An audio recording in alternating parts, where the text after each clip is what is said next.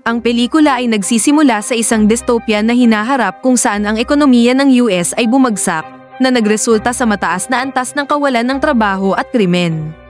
Dahil dito, ang sistema ng bilangguan ay nahulog sa krisis, at ang mga pribadong korporasyon ay kumuha ng kontrol dito upang kumita.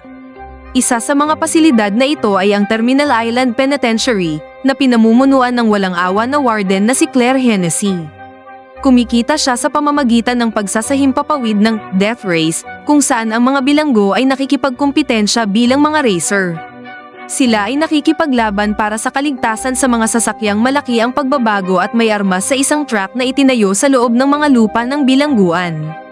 Ang gantimpala para sa mga bilanggo ay kung mananalo sila ng 5 sunod-sunod na karera, sila ay bibigyan ng kalayaan. Sa susunod na eksena, nasaksihan namin ang isang kapana-panabik na death race sa pagitan ng huling 2 kalahok, sina Frankenstein at Machine Gun Joe. Sila ay matinding nakikipagkumpitensya at umaatake sa mga sasakyan ng isa't isa. Ngunit makalipas ang ilang sandali, ipinaalam ng navigator ni Frankenstein, si Case, na lahat ng kanyang mga depensibong armas ay nabigo. Pinasasabi niya sa kanya na huminto dahil madali siyang mapapatay. Gayunpaman, tumanggi si Frankenstein na hayaang manalo si Joe at patuloy na nag-accelerate. Inutusan niya si Case na umalis sa kotse, na siya namang nag-atubiling sumunod. Sa kasamaang palad, ilang sandali pagkatapos, pinasabog ni Joe ang isang bomba at winasak ang sasakyan ni Frankenstein sa oras na siya ay tumawid sa finish line. Sa ibang bahagi, nakilala namin ang ating pangunahing tauhan, si Jensen Ames, isang dating bilanggo na ngayon ay nagtatrabaho sa isang pabrika ng bakal. Siya ay nahihirapang magbigay para sa kanyang pamilya at halos hindi na makaraos. Upang maging mas masahol pa ang sitwasyon, isang araw, dumating ang mga pulis sa pabrika ng bakal at isinara ito dahil sa ilegal na operasyon. Ito ay naglalagay kay Jensen sa isang mas desperadong sitwasyon. Pagkatapos, umuwi siya, labis na nadidismaya, at ibinabahagi ang masamang balita sa kanyang asawa. Gayunpaman, nananatili siyang sumusuporta at tinitiyak sa kanya na makakahanap sila ng paraan upang ayusin ang mga bagay. Nagsimula ang mag-asawa na maghalikan, ngunit biglang umiyak ang kanilang anak na babae sa itaas. Ito ang nagtulak kay Jensen na umakyat sa itaas habang ang kanyang asawa ay patuloy na nagluluto sa kusina. Matapos ang ilang sandali, bumalik siya sa ibaba at nagulat na makita ang kanyang asawa na nakahiga na patay sa sahig. Pagliko niya, may isang nakamaskarang umaatake na nag-spray ng isang bagay sa kanyang mukha. Pagkatapos ay inilagay ng umaatake ang isang dugong kutsilyo sa kamay ni Jensen at umalis matapos gumawa ng isang gesture ng pamamaril gamit ang kanyang mga kamay. Hindi naintindihan ni Jensen kung ano ang nangyayari at mabilis siyang nawalan ng malay. Nang siya ay magising, siya ay nagulat na makita ang ilang pulis na nakapaligid sa kanya. Pinaghihinalaan siya sa pagpatay sa kanyang asawa at agad siyang inaresto nang walang anumang paliwanag. Ang eksena ay lumipat sa 6 na buwan mamaya, kung saan si Jensen ay inilipat sa Terminal Island Penitentiary. Doon, isang sadistikong gwardya na nagngangalang Ulrich ang bumati sa kanya ng malamig na tubig at inutusan ng isa pang gwardya na bugbugin siya. Pagkatapos nito, si Jensen ay dinala sa kanyang selda, kung saan siya ay muling tinakot ng kanyang katra. Gayunpaman, mabilis na nakabawi ang ating pangunahing tauhan sa pamamagitan ng pag-knockout sa 3 lalaki at pagtutok ng kanyang awtoridad sa selda. Kinabukasan, habang siya ay tahimik na kumakain ng tanghalian, dumating ang isa pang bilanggo na nagngangalang Pak Engko at sinubukan siyang provokahan ng walang dahilan. Tinawag niya si Jensen na mamamatay ng asawa at tinanong kung siya rin ba ay pumatay ng mga bata. Ito ay nagalit sa ating bayani na nagudyok sa dalawa na makipaglaban. Ngunit bago sila makapagdulot ng anumang seryosong pinsala, dumating ang ilang gwardya at pinaghiwalay sila. Si Ulrich ay humawak kay Jensen at dinala siya kay Warden Hennessy upang parusahan dahil sa paglikha ng gulo. Gayunpaman, sa kanilang pagkikita, napagtanto ni Jensen na siya ay dinala rito para sa ibang layunin. Binasa ni Hennessy ang kanyang file at binanggit kung paano siya dati ay nakikipagkarera ng mga sasakyan at isang mahusay na driver. Ininform siya na si Frankenstein ay namatay sa kanyang huling karera, ngunit hindi pa ito alam ng publiko. Lumabas na ang kanyang kawalan ay nagdulot ng malaking pagbagsak sa ratings dahil siya ay napakapopular at minamahal ng lahat. Bilang resulta, Humiling si Hennessy na palitan siya ni Jensen habang nakasuot ng maskara. Ipinahayag niya na walang nakakita sa mukha ni Frankenstein at ang kanyang tunay na pagkatao ay nananatiling hindi alam.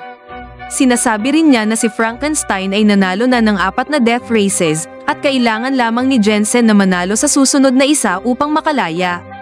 Nang marinig ito, si Jensen ay unang nag-atubili, ngunit nang bantang siya ay ilalagay sa solitary confinement, wala na siyang ibang pagpipilian kundi sumang-ayon. Pagkatapos nito, ipinakilala siya ni Hennessy sa 3 bilanggo na nagngangalang coach, gunner, at lists na mga mekaniko para sa sasakyan ni Frankenstein. Lumabas na sila ay kabilang sa iilang tao na nakakaalam tungkol sa kamatayan ni Frankenstein. Matapos ang pagpapakilala, inilarawan ni coach ang estruktura ng karera na tumatagal ng 3 araw at nahahati sa 3 yugto. Ang unang 2 yugto ay eliminatory na nangangahulugang ang layunin ay makumpleto ito ng buhay. Sa huling yugto, ang bilis ay mahalaga dahil ang unang tao na tumawid sa finish line ang mananalo. Bawat kalahok ay sasamahan ng isang navigator na magiging isang babaeng bilanggo. Susunod, nagsimula si Liszt na talakayin ng ilan sa mga kalaban ni Jensen, kabilang ang kanyang pinakamalaking karibal, si Machine Gun Joe. Kasama rin dito si Pak Enko, na nakilala na ni Jensen, ang Chinese-American na driver na si 14K, si Grimm, na humahanga kay Hennessy, at si Colt, isang dating profesional na racer. Sa puntong ito, napansin ni Jensen ang isang van na dumating kasama ang grupo ng mga bilanggo na pinapayagang magtrabaho sa labas. Sila ay may suot na tracking devices sa kanilang mga palso upang maiwasan ang anumang pagtatangkang tumakas. Nang makita ito, nagulat si Jensen dahil ang nakamaskarang tao na pumatay sa kanyang asawa ay may katulad na tracking device. Kinabukasan, ito ang unang yugto ng death race at ibinibigay kay Jensen ang kasuutan, maskara, at kahit ang singsing ni Frankenstein. Kaagad pagkatapos, dumating ang mga babaeng bilanggo na magsisilbing mga navigator at sumali si Case kay Jensen sa sasakyan. Ipinakilala niya ang kanyang sarili, ngunit sinabi ni Case na itigil na ang pagpapanggap dahil alam niya ang lahat. Sa puntong ito, dumating si coach at sinabi kay Jensen na maaari niyang alisin ang kanyang maskara dahil ang mga bintana ay gawa sa mirrored glass. Sumunod si Jensen, at nang makita ang kanyang mukha, sinabi ni Case na mas gwapo siya kaysa sa huling Frankenstein. Kaagad pagkatapos, nagsimula ang online na broadcast ng nakamamatay na karera na may 12 milyong manunood. Bago magsimula ang karera, nagtatag si Jensen ng komunikasyon kay coach, na nagbigay ng payo na huwag agad manguna upang maiwasang mapatay. Nagsimula ang karera, na lahat ng mga bilanggo ay nagsusumikap na makaligtas. Ginagabayan ni Case si Jensen sa mga shortcut na dapat niyang kunin sa track. Nagagalit ang mga manonood na makita si Frankenstein na bumalik sa aksyon, at ang broadcast ay mabilis na umabot sa 45 milyong views. Sa isang pagkakataon, pinatay ni Grimm ang isang menor de edad na driver sa pamamagitan ng pagtulak sa kanyang sasakyan patungo dito, ngunit siya ay agad na na-overrun ni Joe at napatay. Sinubukan ni Jensen na i-activate ang kanyang mga armas, ngunit nag-jam ang machine gun ng kanyang sasakyan. Ito ay nagudyok kay Case na ilagay ang kanyang buhay sa panganib sa pamamagitan ng pag-akyat sa upuan ng gunner upang ayusin ito. Patuloy siyang pinapaputukan ng isa pang navigator, ngunit nagawa ni Jensen na iligtas siya dahil sa kanyang mabilis na paggalaw. Matapos ito, nagtipon-tipon ang ilang mga driver laban kay Jensen, na naniniwala na siya ay ang makapangyarihang Frankenstein. Malubhang nasira ang kanyang sasakyan, at ang manipis na armor ay nagsimulang bumigay sa patuloy na pag-atake. Nag-aalala si coach at nagbigay ng payo na umatras siya, ngunit nakaisip si Jensen ng isang matapang na plano. Humiling siya kay Case na i-unload ang isang petrol tanker sa hangin, na agad na sumabog sa sasakyan ni Colt. Sinamantala ito ni Case at naghagis ng lighter sa sasakyan na nabasa ng gasolina. Nagresulta ito sa pagsabog at napatay si Colt sa lugar. Sa kinalabasan, malapit nang matapos ang karera, at tila si Jensen ay nasa bingit ng tagumpay. Gayunpaman, tinawag siya ni Pak Enko mula sa kanyang bintana at ginamit ang parehong galaw ng kamay tulad ng nakamaskarang umaatake noong gabing iyon. Dito, napagtanto ni Jensen na ang tao ay ang mamamatay ng kanyang asawa. Nagtigilan siya sa pagkabigla na nagbigay daan sa ibang mga driver na makadaan sa kanya. Sa huli, Natapos si Jensen sa huling pwesto, habang si Park Eun-ko ang nanalo. Mamaya, isang galit na Jensen ang lumapit kay Hennessy at sinabi sa kanya na hindi na siya makikilahok sa karera. Ngunit ang tusong babae ay naglabas ng litrato ng kanyang anak na babae kasama ang kanyang bagong foster parents. Sinubukan niyang i-blackmail siya emosyonal sa pamamagitan ng pag-angking hindi na makikita ng kanyang anak na babae si Jensen at lalaki itong tatawag sa ibang tao na tatay. Nang marinig ito, bumagsak ang puso ni Jensen at napilitan siyang sumang-ayon na makipagkarera dahil ito na lamang ang paraan upang makasama ang kanyang anak. Nang gabing iyon, lumapit si Jensen kay Park Eun-ko upang harapin siya tungkol sa pagkamatay ng kanyang asawa. Ngunit si Park Eun-ko at ang kanyang mga tao ay agad siyang inaresto at sinimulang bugbugin siya. Habang ang iba ay humahawak sa kanya, kinuha ni Park Eun-ko ang isang malaking wrench at inihahanda ang kanyang ulo para saktan. Ngunit bigla na lamang, may umatake sa kanya mula sa likuran. Lumabas na ito ay si Liszt, na nagtaga kay Park Eun-ko gamit ang isang panulat. Sinamantala ni Jensen ang pagkakataong ito upang kunin ang isang malaking steel block at nagsimulang lumaban laban sa kanyang mga kaaway.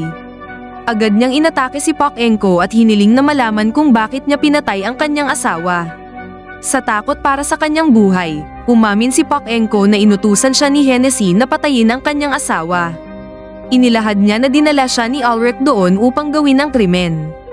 Ngayon na alam na ni Jensen ang katotohanan, nagpasya siyang patayin ang tao bilang paghihiganti. Ngunit dumating ang ilang gwardya sa tamang oras at pinigilan silang dalawa gamit ang stun guns. Kinabukasan, oras na para sa phase 2 ng karera, at 6 na kalahok na lamang ang natitira. Gayunpaman, nang magsimula ang karera, nagmaneho si Jensen sa napakabagal na bilis na para bang nais niyang matalo. Itinanong niya kay Case ang tungkol sa katotohanan sa likod ng pagkamatay ni Frankenstein at bantang itatanggol siya kung hindi siya sasagot. Sa huli, umamin si Case na sinadya niyang sirain ang sasakyan ni Frankenstein na nagresulta sa kanyang pagkamatay. Inamin niya na inutusan siya ni Hennessy na gawin ito at nangakong palalayain siya kapalit. Ibinulgar din ni Case na hindi siya kailanman nakatakdang patayin si Frankenstein o si Jensen, kundi upang pigilin silang dalawa na manalo at sa gayon ay hindi makalabas ng bilangguan. Nang marinig ito, nagulat si Jensen at napagtanto na imposibleng makatakas mula sa impyernong ito. Pinapagana ng galit, pinabilis niya ang takbo at tinutok ang kanyang paningin kay Park Eun-ko upang makaganti.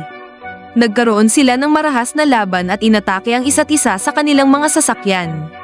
Nagmadali si Jensen na umatake kay Park Eun-ko at inactivate ang isang smoke grenade.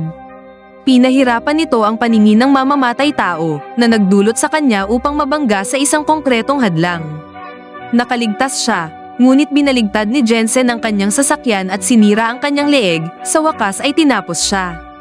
Nang masaksihan ito, si Hennessy ay naging lalong nababahala. Nagpadala siya ng isang mabigat na pinatibay na 18-wheeler truck na kilala bilang Dreadnought upang alisin ang mga racer at pataasin ang bilang ng manunood.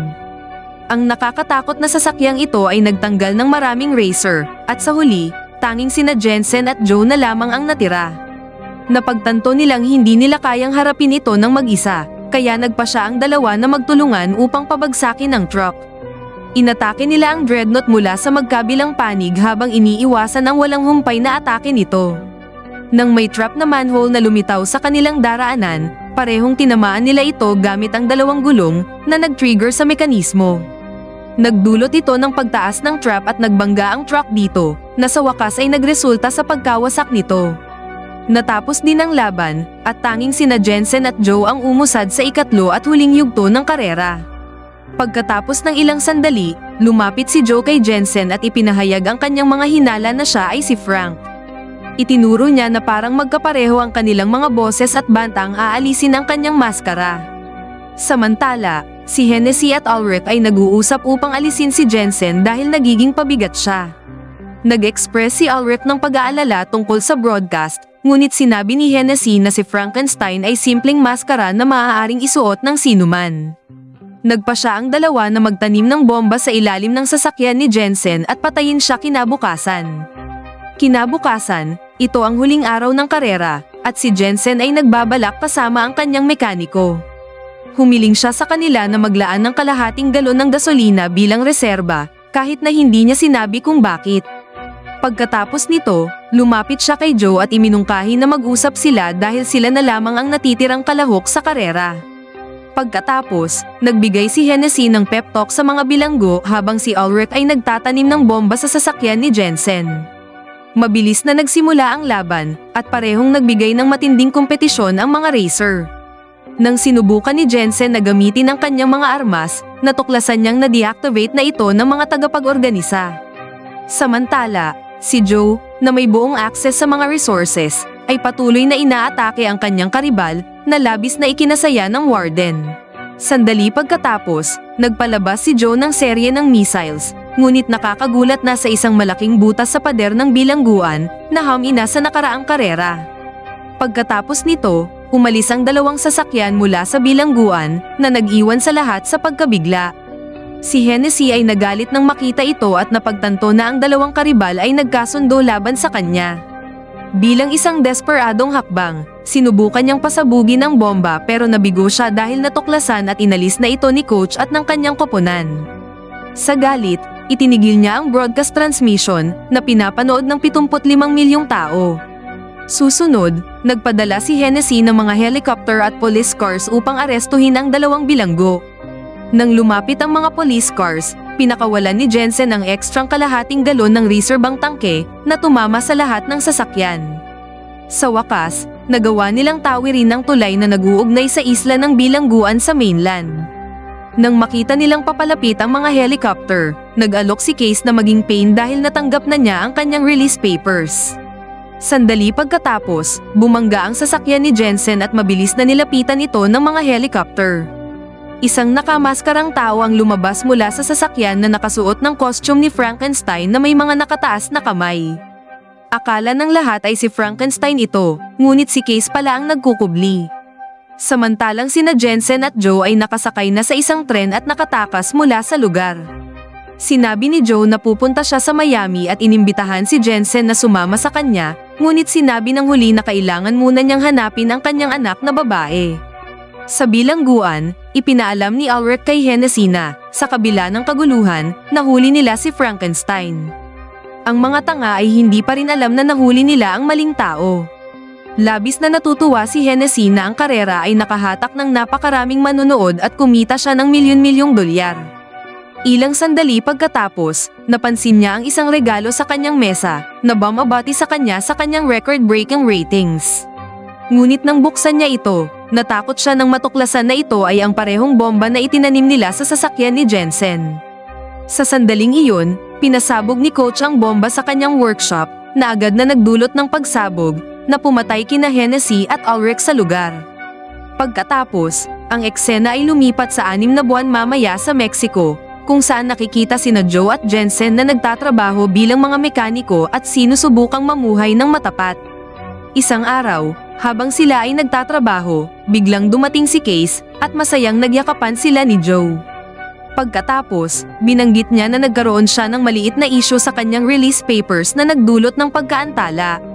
Masaya si Jensen na makita siya at ipinakilala siya sa kanyang anak na babae na nagdadala sa pelikula sa isang pagtatapos.